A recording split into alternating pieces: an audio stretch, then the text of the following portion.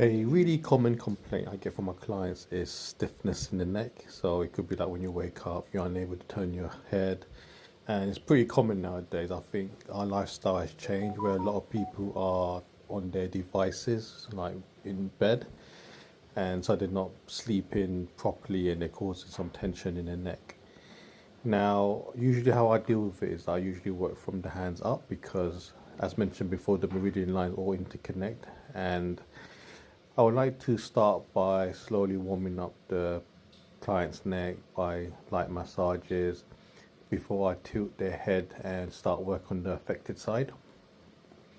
Now I like to use my thumb to really gauge where the tightness is, where the tension or where the knots are. And once I am able to identify where it is, then I will go in with my knuckles. Unfortunately, the neck is one of those areas where if you get a knot or there's a lot of tension, it is quite painful for the client when you're trying to work quite deep to get those knots moving and broken up. So a good idea is really to work the area and then put the client back into like a neutral position and then just give general massages to comfort the neck overall before you go back and start working on the neck again.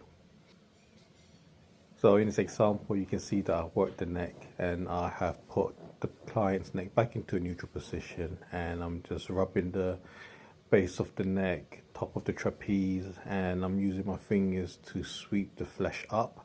And this is actually really comfortable for the client. And I'll do this for a bit and then I'll move on to the affected area again to give it some more attention. So I'll kind of divert the feeling of going through a discomfort phase or when you're working out the knot or the stiffness in the neck, and then you go to a more comfort phase of relaxing the client before you go back to it again.